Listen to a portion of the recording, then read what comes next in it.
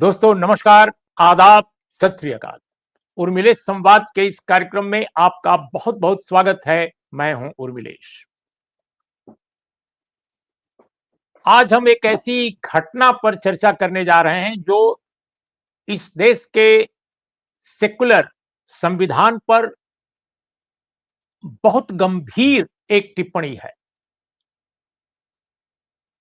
एक अजीब तरह का कलंक है कि दो ननों को छत्तीसगढ़ के दुर्ग रेलवे स्टेशन पर उसी क्षेत्र के यानी छत्तीसगढ़ के ही एक आदिवासी सज्जन के साथ यात्रा पर निकलते हुए गिरफ्तार कर लिया गया। और गिरफ्तार किया गया इसलिए ये बताकर कि बजरंग दल के लोगों ने ये शिकायत दर्ज की थी। बजरंग दल लोगों के साथ और भी कई तरह के लोग थे कि ये जो दो नन हैं, ये कुछ लड़कियों को यहां से ले जा रही हैं, ह्यूमन ट्रैफिकिंग का केस बना रहे हैं वो उसके लिए, और धर्मांतरण भी कर रही हैं।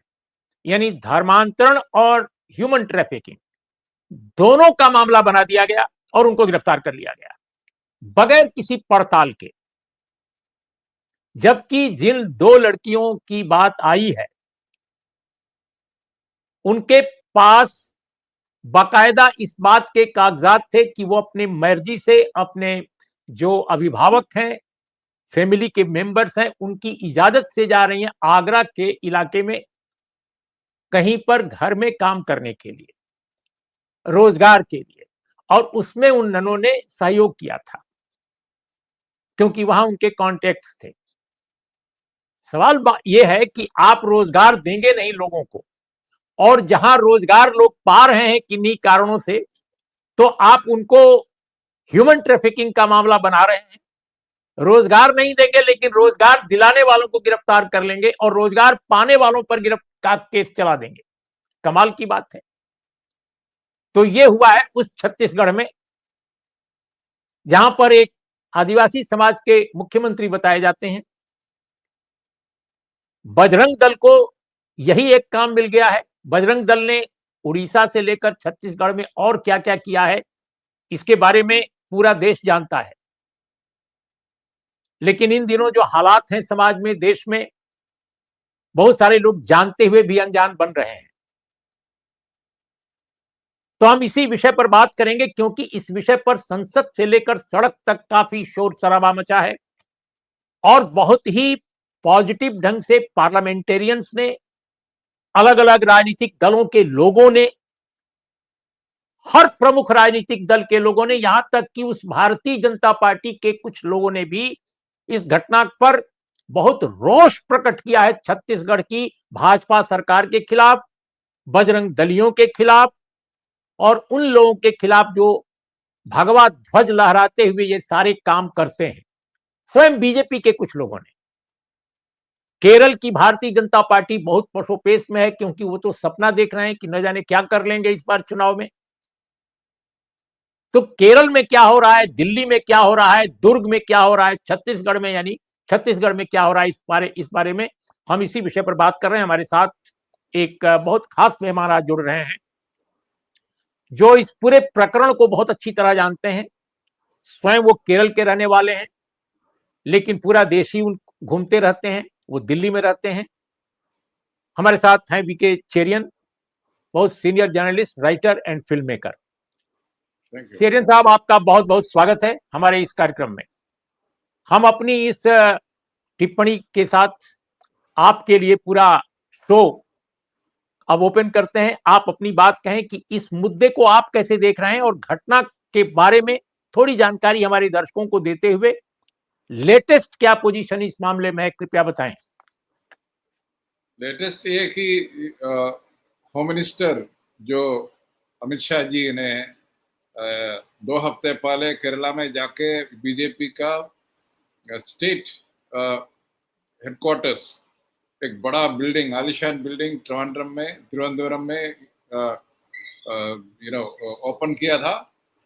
उस समय बोला कि हम केरला में बहुत आगे बढ़ने वाला है, त्रिवेंद्रम पकड़ने वाला है। वो आदमी को पता लग गया 2-3 दिन में कि केरला में जो भी आपका सपना था कि जो जो जो 10% जो जो कुछ कुछ अपर कास्ट और क्रिश्चियन कम्युनिटी के लोगों के साथ कुछ 5-10 असेंबली सीट पकड़ेगा, वो बिल्कुल चौपट हो गया 2-3 दिन में इसके बाद, क्योंकि पूरा बिशप कैथोलिक, सीरियन, क्रिश्चियन सब बिशप्स रास्ते में आ गया, राजभवन के सामने धरना किया, क्योंकि ये नन्स जो है वो कैथोलिक कम्युनिटी, कैथोलिक चर्च, अभी आज जॉर्ज कुरियन जो मंत्री है इधर बीजेपी सरकार में, उसने खुद बोला कि एस्टेब्लिश चर्चेस ये धर्मांतर करने का काम छोड़ दिया है। अभी जो है न्यू जनरेशन चर्चेस है, उसके बारे में छत्तीसगढ़ वाले और नॉर्थ इंडिया में उतना जानकारी नहीं है, इसलिए ये सब हो रहा है। ये जॉर्ज कुरियन का स्टेटमेंट है आज का केरला में, क्योंकि उसको भी पता लग गया कि ये उसके लिए पॉलिटिकली केरला में उसको फिर प्रॉब्लम हो जाएगा, क्योंकि क्रिसमस में और ईस्टर में केक लेके फूल लेके सब बिशप हाउस में ये सब नेता लोग जा रहा था, तो उसने मजाक बन गया ना अभी इसके बारे, क्योंकि वो ये 2 नन जो है, मेरे ख्याल में मैं सुना है कि वो 2 लड़कियों को लेके ये आगरा जा रहा था, उधर कॉन्वेंट में कुछ काम के लिए कुछ काम उसको दिला रहा था, और ये दोनों क्रिश्चियन है, उसका डॉक्यूमेंट भी उसका साथ है। बट पता नहीं क्यों किसी ने बजरंग दल को, मेरे ख्याल में बजरंग दल का प्लान्ड ऑपरेशन था कि उधर जाके हल्ला मचाओ, उसको अरेस्ट करा दो और बोलो कि हम ये ह्यूमन ट्रैफिकिंग कर रहे हैं, धर्मांतर कर रहे हैं सब। और सबको पता है इंडिया में ट्राइबल बेल्ट में पहली बार जो एजुकेशन और क्या हॉस्पिटल्स और मेडिकल फैसिलिटीज लेके गया, ये सब लोग, ये चर्च ऑफ नॉर्थ इंडिया होगा, जो कैथोलिक चर्च होगा, बाकी सब चर्चेस गया है, क्योंकि उसका मैंडेट है, ऐसे चर्च लोगों का मैंडेट है सोशल सर्विस। तो इसलिए बट पॉलिटिकल सिचुएशन ऐसे है कि ये सब धर्मांतर के बारे में बोलना भी बंद कर दिया सब एस्टेब्लिश चर्चेस। तो जॉर्ज कुरियन खुद बोल रहे, मंत्री खुद बोल रहे। फिर एक प्रॉब्लम है कि बजरंग दल वाले को, ये जो हिंदुत्व वाले को, उसको पता नहीं है क्या बाकी मजहब में क्या क्या हो रहा है, कौन क्या करता है उसको पता नहीं है। सबको एक ब्रैकेट में करके उसको उसके ऊपर कुछ ना कुछ चिल्लाते रहते हैं, और जाके अपना सरकार है इसलिए सोचते हैं कि कुछ भी कर सकते हैं। बट ऐसे जैसे देश में, क्योंकि 45% मुस्लिम्स और क्रिश्चियंस है, 55% बाकी जो है हिंदू कम्युनिटी जो बोलते हैं, उसमें मेरे ख्याल में वो 55 में 90% जो है divided between Congress and left. So BJP के जो साथ जो है 10% वोट है अभी पूरा, सब इलेक्शन में ऐसे मिलते हैं। सो उसको चाहिए कुछ अलग, क्रिश्चियन से वोट चाहिए, मुस्लिम तो वोट नहीं करते उसके लिए।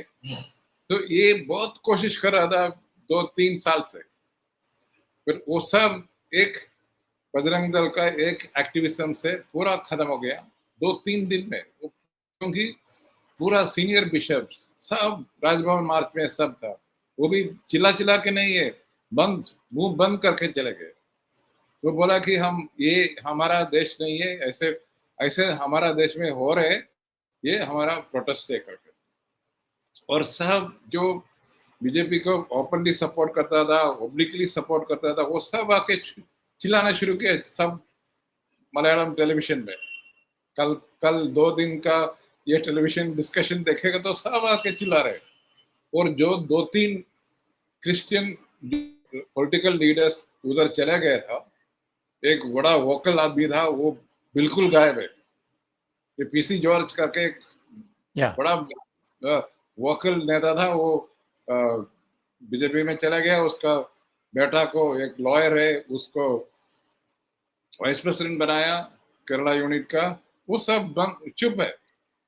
और एक एक आदमी था अनिल एंटनी करके, वो उसको भेजा गया राजेंद्र शेखर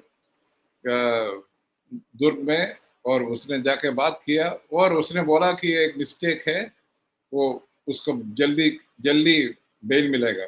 बजरंग बजरंग दल अभी तक वो सुना नहीं है, उसका भी लॉयर ये लोगों के पीछे पड़ा है।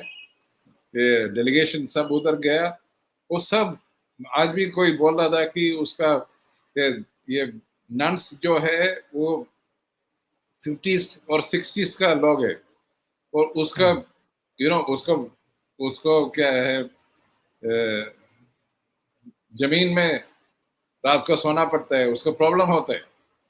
ये सब लोग है ना, अपना अपना कंट्रोल कॉन्वेंट में रहता है, उसको प्रॉब्लम होता है, और सब चाहते हैं कि जल्दी का जल्दी उसको बेल मिले। बट ये लोग चाहते हैं कि बेल नहीं मिले, वो केस एनआईए को सौंपना है।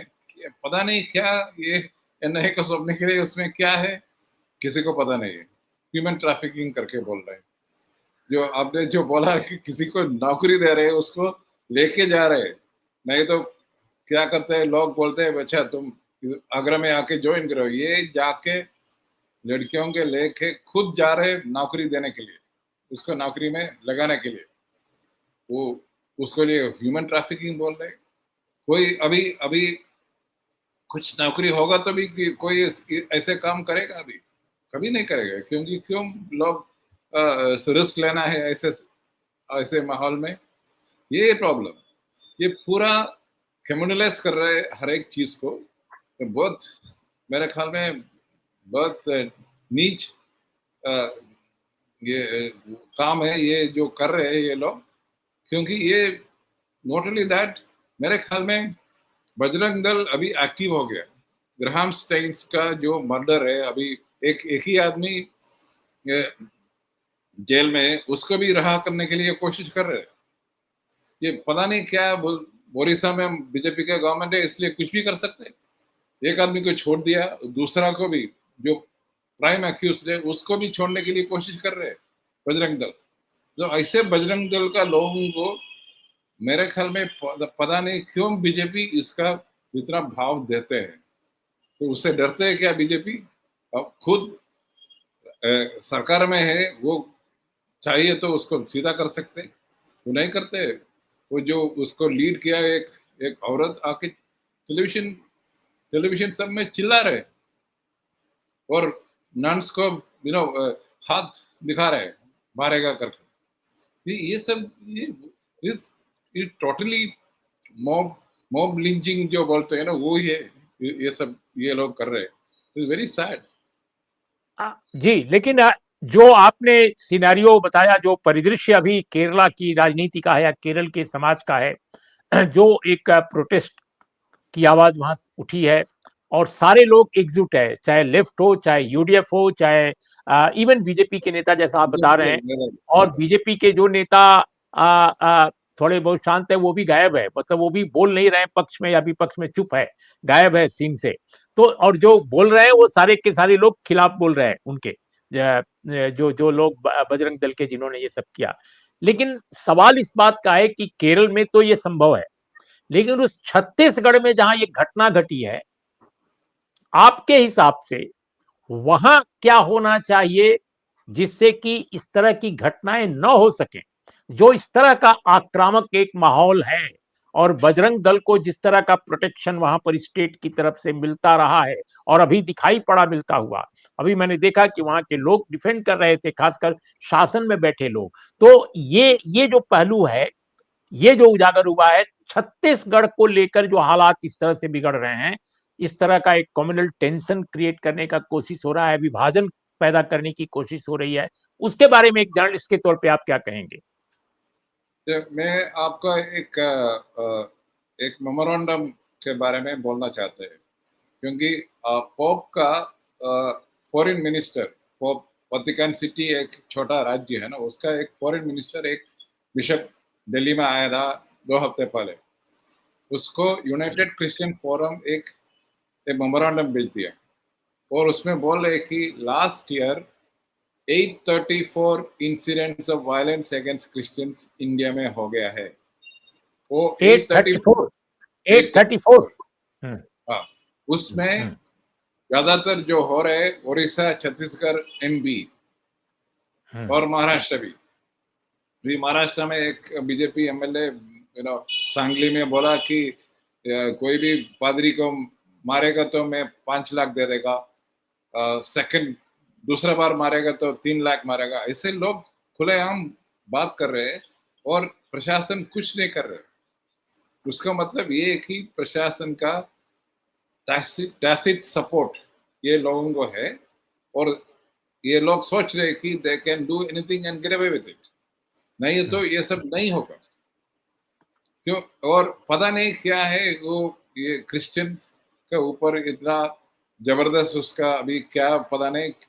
एक हो सकते है कि ट्राइबल बेल्ट में जो क्रिश्चियन बन गया, सालों से रह रहे, मेरा एक खास दोस्त है, दूरदर्शन में था छत्तीसगढ़ में, बस्तर से। वो बस्तर में दूरदर्शन में डीडीजी होके रिटायर हो गया क्योंकि वो मिशनरी लोग उसको अडॉप्ट करके एजुकेशन देके प्राप्त बनाया, क्योंकि वो दूरदर्शन में डिप्टी डायरेक्टर जनरल बन सकता था। रिटायर करके दिल्ली में है अभी। मैं एक बार देखा है उसका पिताजी मर गया बस्तर में। मैं 20 साल पहले का बात कर रहे। उधर से एक टेलीग्राम बस्तर से दिल्ली आने में 1 हफ्ते लग गया। ऐसे सिचुएशन है अभी भी। और उधर जाके लोग क्रिश्चियन बन गया, जो भी है उसका हाल थोड़ा सा जो भी बनाते हैं ठीक बनाते हैं उसके साथ हो जाते हैं। मेरे ख्याल में वो अफ्रीका जैसे है जो उसका कुछ ये रिलीजन से कुछ मतलब नहीं है।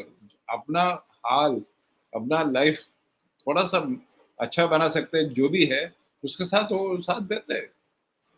अभी हो सकते हैं कि क्रिश्चियंस पहले उधर गया, अभी और लोग जा रहा होगा, बहुत सारे एनजीओ गया, पता नहीं कितना एनजीओ किसको क्या बनाया हमको पता नहीं है। हम सबको पता है शंकर गुहा योगी क्या कितना 30 साल पहले उधर मारे गए।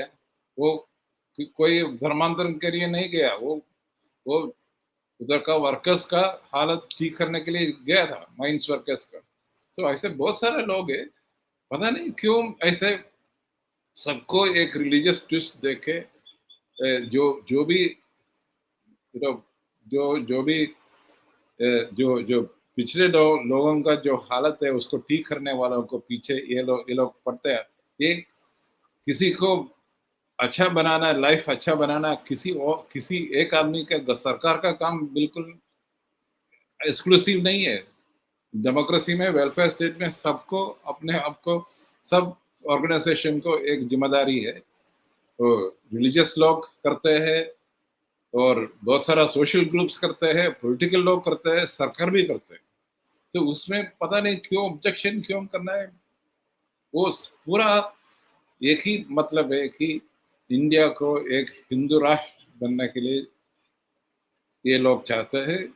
मुश्किल ये सब बीच में ये सब करते रहो और कितना भी पोलराइजेशन कर सकते हैं वो करते रहो। ये मैं उसका एजेंडा।